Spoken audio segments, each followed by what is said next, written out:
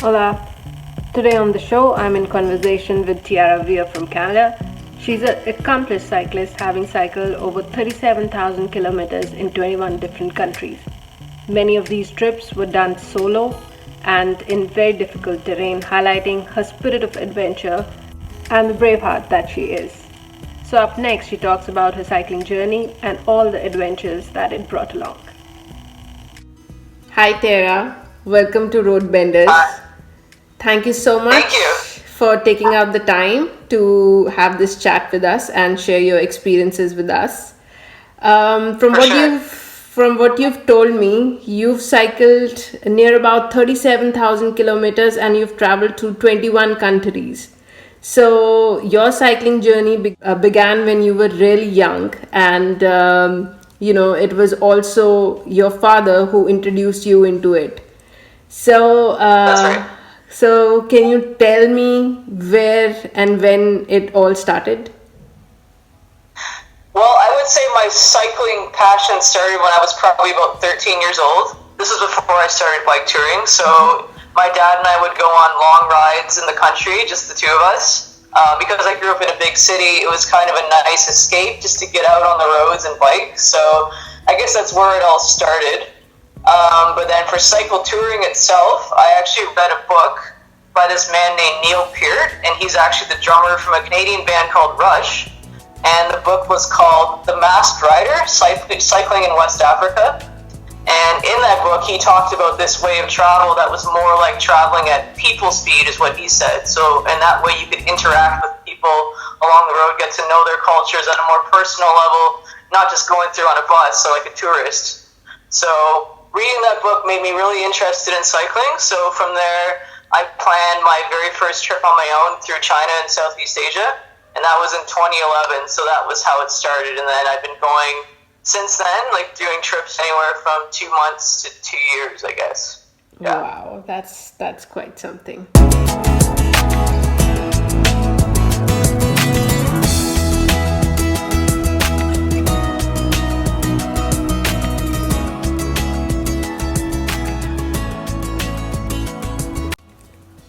According to you, how has cycling changed the way you look at life?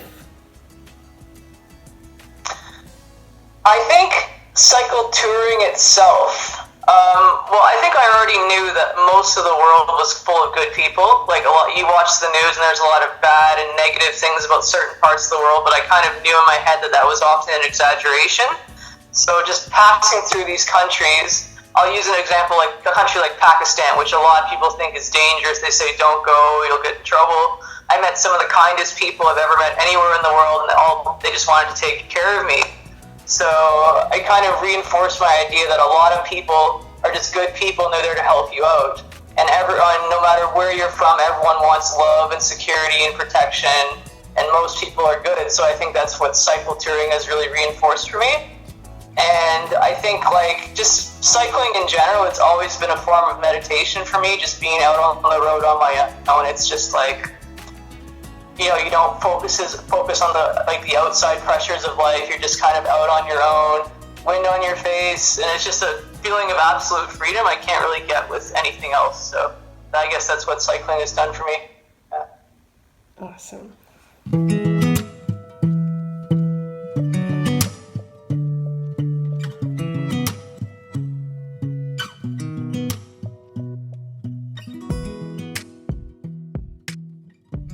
So currently, where are you cycling and why have you chosen this destination? Okay, well I'm actually currently not cycling. I'm self-isolating at home, but if you like, I could talk about where I last cycled. So my last trip, is that okay if I talk about my last trip? Absolutely. Okay. So this was last summer, so summer 2019. I started in Canmore, Alberta, Canada, and I cycled to the Mexican border. So I passed through a bit of Canada, Montana, Idaho, Utah, and Arizona. And then the trip was about 5,300 kilometers in total. and it followed this new route called the Wild West bikepacking route, and also part of the Great Divide mountain bike route. So most of that route was off-road. It was about 80% on dirt roads and trails and that kind of thing. And it was absolutely amazing. It was probably one of the best trips I've done. Like a combination of scenery and people. Like I've always wanted to go to southern Utah in the USA, and it really was one of the most amazing places I've ever seen in my life, probably. It's like going to another world with all those big red rock canyons and landscapes. And yeah, the kindness of the American people was just constant. So yeah, that was my last trip, and I would say it's one of my best trips. It's wonderful.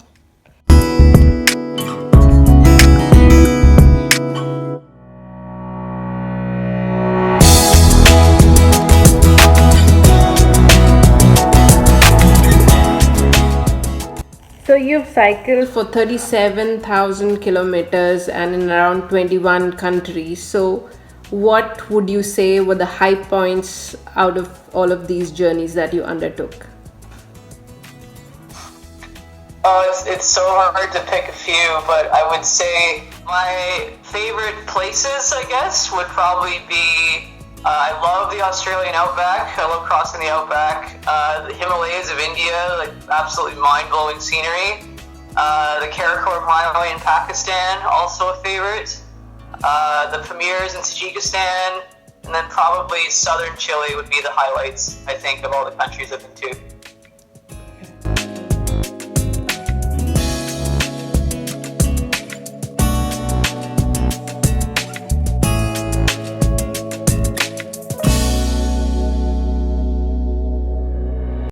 So what, according to you, is the key to paddling long distances?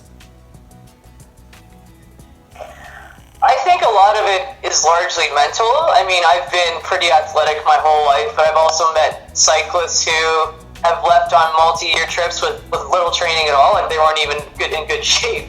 I think if you're going on a long journey, you really need to just take your time and not rush into things, like for your body and mentally. So, like, really, if you just keep going, you'll eventually get somewhere. You could think, like, oh, 10,000 kilometers, that's so far, but, you know, one day at a time. One day you cycle 40 kilometers, the next day you cycle 60, and eventually you'll get there. It may take you a really long time, but it's all about pacing yourself and then, yeah, just not rushing into it. So I think that's really important, and allowing yourself breaks. You know, it's not a race. No, you're not going to get a medal at the end of it unless you're trying to, you know, break some world record. But a lot of the time, you just want to take your time and then go at your own pace. Like, it's your own trip. Do it how you want. That's how I would think.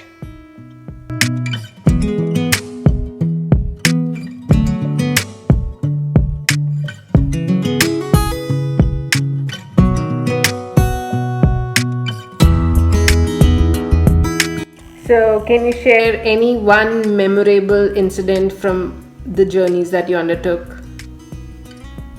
Okay. So yeah, when I was passing through a small village in Myanmar, and this was a country where cyclists weren't legally allowed to camp or stay with locals. So this was a very small village, and I came across this really nice lady, and I said, I'm looking for a place to stay for the night, a hotel or a guest house. And she just said, like, she didn't speak English, but I was using like my phrase book and trying to communicate. And she said, "Oh, yes, this is a hotel, my house." And I was looking around thinking, this doesn't look like a hotel.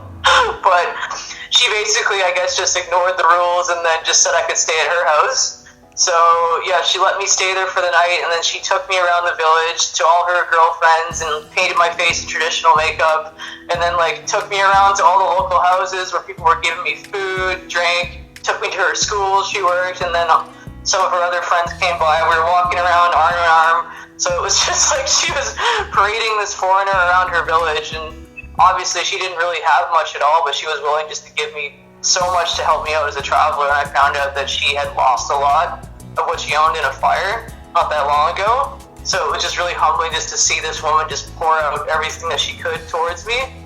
And this was a common thing. This happened all the time. So I'm really humbled by experiences like that.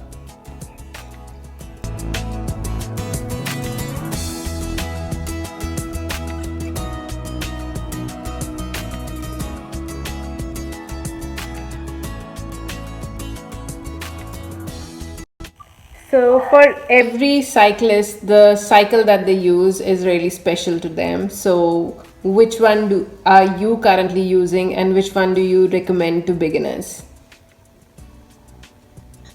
So my bicycle is called a Thorn Nomad, and it's actually a British bike. So it's the second one that I owned.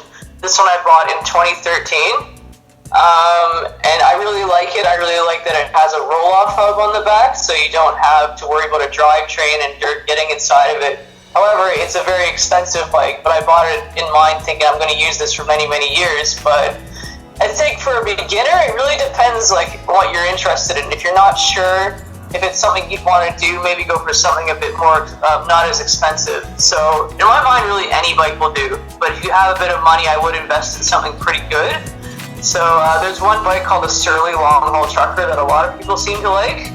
And it's not the cheapest bike, it's probably about $1,000 US, but I think it's not the cheapest, not the most expensive, but many, many people use this bike, so I think that would be a good one to probably start with. And if you decide you really like it, you can get a bit fancier, get a roll-off hub like I have. But I think, it really depends on what you can afford, and I honestly think that the cost of a bike shouldn't stop you from doing it.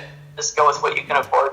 Yeah, and I think that it's really incredible that you completed so many journeys with just two bikes. That means, your bike is definitely really durable. It is. I mean, like, there's some things that don't last forever. Like, obviously, you'll have to take, like, chain rings and change your chain all the time, tires, but the frame, really, if you have a good frame, then you're okay. Like, I think having a good set of tires is probably the most important thing if you're going to spend money on. Like, don't have bad tires unless you want to be fixing punctures all day. Like, you might as well get a good set of tires. But I've met people on like really bad tires that were doing just fine. So yeah, it really depends. Go with what you can afford or what you already have, I think.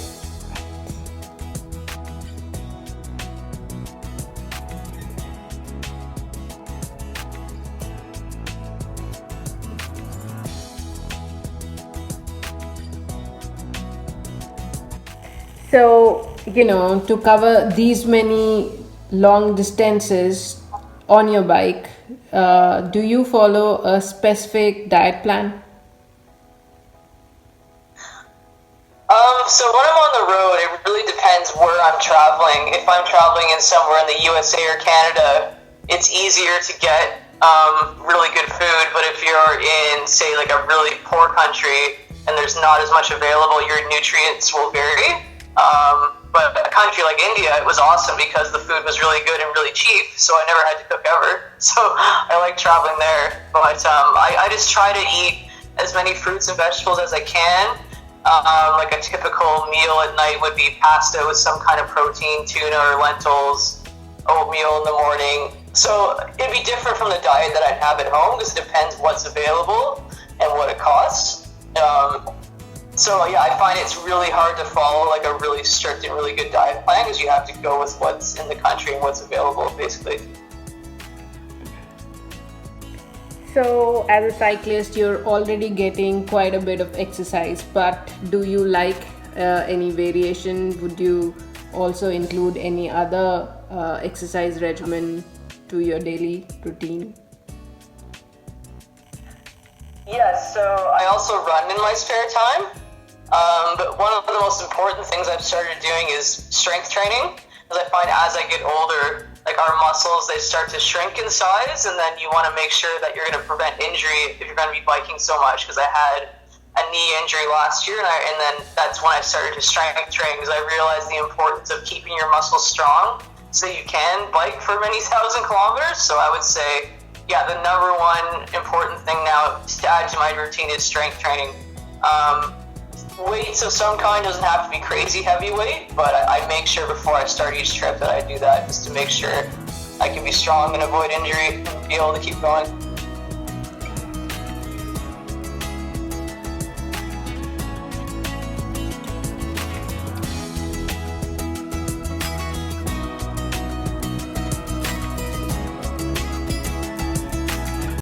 So, with that, we're at my last question, which is that if you can say a few words for your fellow cyclists. Yes. So I think for anyone on their first tour, take your time. It's your trip. Don't go by someone else's expectations. Do it how you want to do it. Give yourself a break. If you get really tired, take some days off. Don't really listen to what the media tells you or like what your parents tell you. Like the world is often a pretty good place, but that doesn't mean you shouldn't take some precautions. And yeah, like I said with the bicycle, just go with what you can afford.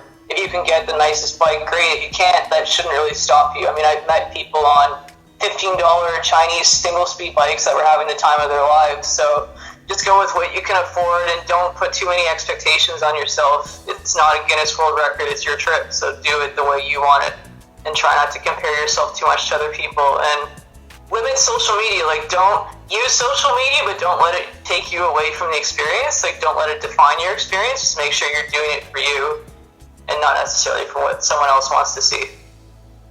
And yeah, I think that's what I would tell someone who was interested.